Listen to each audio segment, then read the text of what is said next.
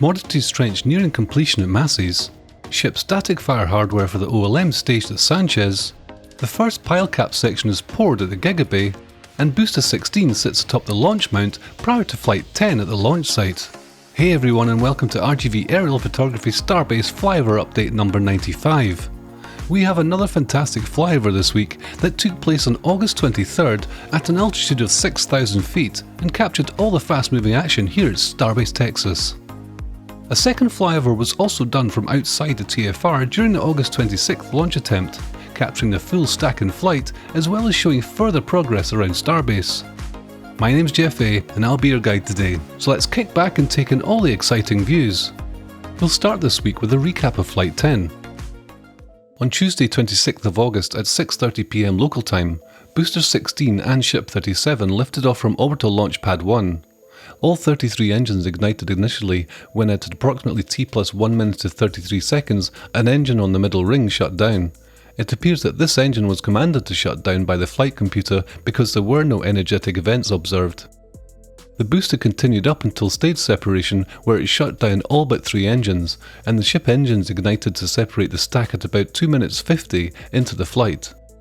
Super Heavy had a nominal flip and lit 12 out of the 13 inner engines, with the engine not lighting being the same one that shut down during ascent. The ship and booster then continued on their planned trajectories. The hot staging ring was then jettisoned from the booster. This decreases the booster's mass and helps during landing. Super Heavy then conducted its re-entry and at T plus 6 minutes and 17 seconds, the landing burn started with 12 out of the 13 inner engines. It then down-selected to 2 from the inner 3 engines and 1 on the outer ring of 10. It then went down to 2 engines and came to a hover above the water. Finally, at T plus 6 minutes and 46 seconds, the landing burn shut down and the booster had a hard landing in the ocean. Starship then continued to power its way to SECO at around 9 minutes and 2 seconds into flight. There was a brief coast phase until around 17 minutes when the payload door successfully opened and the payload deployment sequence had begun. All 8 dummy satellites successfully deployed at a rate of around 1 per minute. This operation appeared to go smoothly, with only the second sat visibly hitting the lip of the payload door. The ship then coasted for about 10 minutes until it got to its next objective, which was an in-space Raptor relight demo. This was successfully completed. A final coast phase lasted about 6 minutes until re-entry. 45 minutes into the flight, re-entry had begun, and everything appeared to go well up until about 47 minutes into the flight. An energetic event occurred in the aft section of the ship, and visible damage was seen to the skirt. Starship then continued into re-entry with visible burn-through occurring on the aft flaps. At 59 minutes and 55 seconds into flight, the ship demonstrated what SpaceX called the flap load demo. This is where they intentionally deployed the aft flaps to stress them out to test extremes for the vehicle.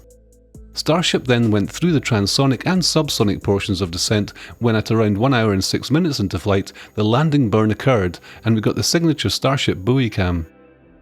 Looking at the shots, the ship's heat shield is a visible brown colour. Let us know what you think this is in the comments. The completion of this test flight included some large milestones for the Starship program, including testing off nominal scenarios, the new redesigned forward flaps, which appeared to work very well, and the biggest milestone of all, Starship successfully deployed its first payload.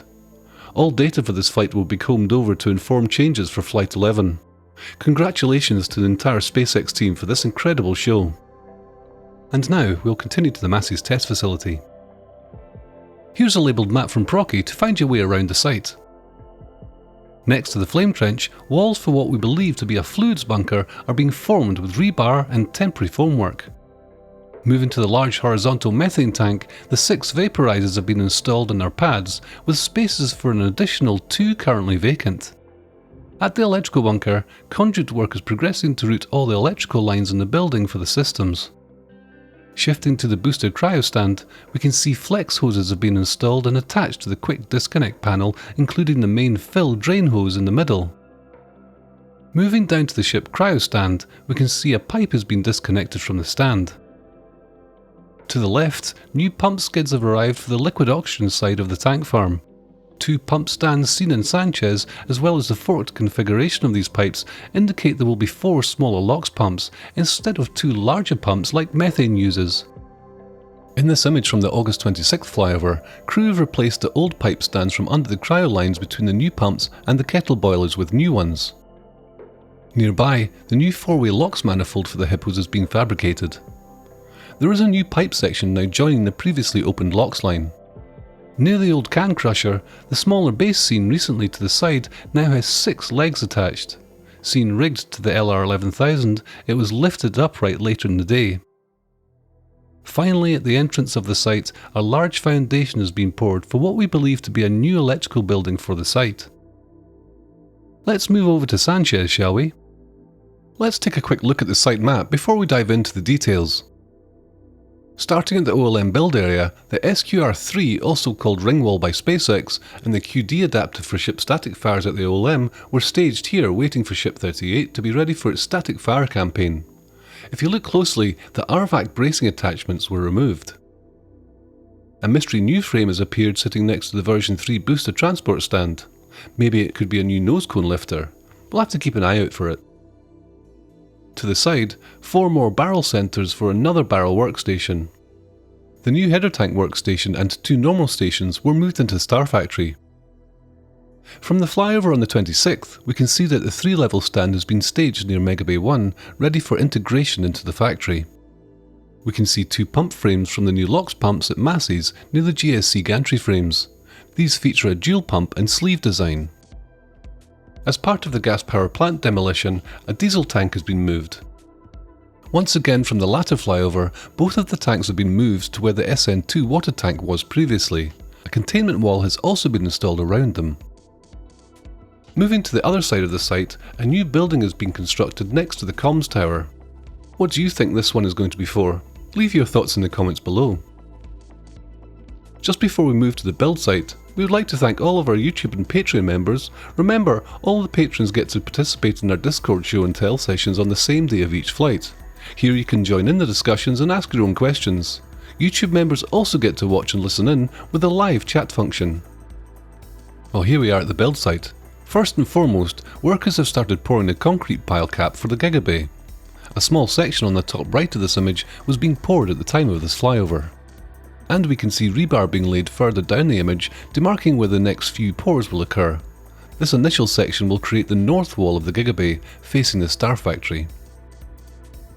The Gigabay is progressing rapidly, with workers seen in this shot by Starbase Surfer working around the clock to bring this facility online. Make sure to stay tuned for lots of progress updates from RGV in the coming weeks. Over at Megabay 2, we can see Ship 37 front and centre in the bay right before its rollout for Flight 10. More on Ship 37 later. Also, Lab Padre's Rover 1 cam caught one of Ship 38's aft flaps being lifted for installation as it prepares for launch on Flight 11. The left workstation can also be seen from the air in this photo.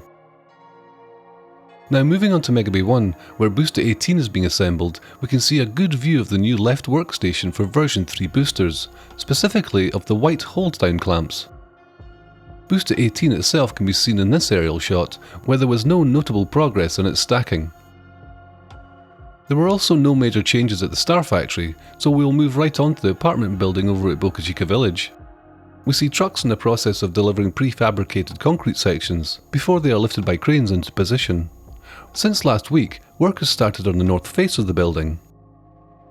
Now, before moving on to the launch site, give this video a like if you learned something new, and thanks for your support. Here's this week's labelled map.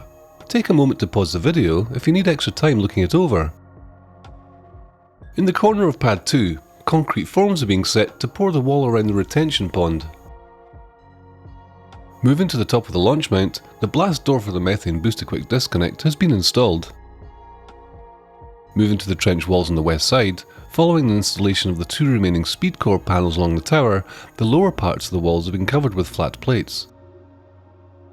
Each of these 4 locations have a hole cut in the top panels for concrete to be pumped into these sections. Turning to the GSC bunker, the centre has further cladding panels installed. To the right, the 3 support columns for cladding have been installed at the base of the wing, following the concrete preparation seen in the previous flyover. Next to the flame trench, the lifting station has been poured this week. It's not easy to see, but there is a small rotation to the embeds to allow proper alignment for lifting operations. Additionally, there appears to be 4 smaller mounting points that might be used to secure transport stands. Looking at this corner of the launch mount, the scaffolding has been removed, giving a clear view of the odd geometry of the deluge manifold, believed to be for clearance of the ship aft flap. Around the back of Tower 2, scaffolding has been seen in recent flyovers installed near the SQD arm hinge points. This week, a second actuator mounting bracket has been installed, suggesting the bottom and third hinge point will be used for the arm.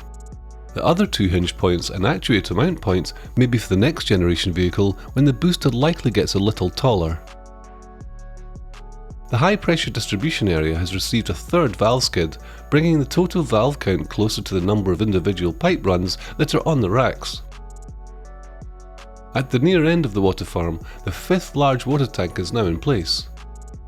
The extension for the manifold has been installed below the tank, and the pipe segment to connect the tank to the manifold can be seen here to the side. At the mega bunker, additional steel has been delivered to continue the building toward the entrance gate. With Flight 10 about to happen at the time of this flyover, the roof sheeting has been removed as the plume from launch would likely send those panels flying like untethered kites.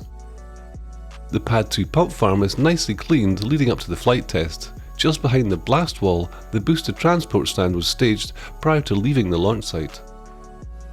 Before moving to Pad 1 being readied for Flight 10, let's look at the Air Separation Unit, or ASU, construction site. Along the perimeter, further preparations for this structure has been made.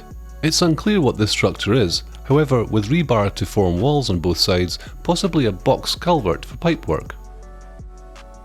In the corner, all the drilling equipment has been safely packed up. Several pile cages are laid out on the opposite side of the site, ready for once construction activities can resume.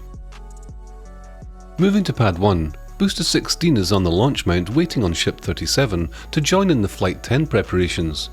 Ship 37 would do just that later in the day and would be stacked atop Booster 16 that evening. Sunday, August 24th would be the first of several attempts for Flight 10. This first attempt would be scrubbed before booster LOX load even began, with a leak detected in the LOX fill drain flex hose on the SQD arm. Overnight, operations would last into the following morning to replace the hose, with repairs completed just in time for another attempt on Monday afternoon. With weather a concern, the second attempt would progress successfully through propellant loading, however the countdown would be held at T-40 seconds before once again scrubbing the attempt. Although all systems were go for launch, weather was polling red and the launch attempt became a wet dress rehearsal. Well, that's it for episode 95 of Starbase Flyover Update. Thank you for choosing to fly with RGV Aerial Photography, and we hope you all enjoyed the flight. If you liked what you saw today, please subscribe for more episodes and content, and so you don't miss out on the new videos each week. I'm Jeff A, and we'll see you again from 6,000 feet.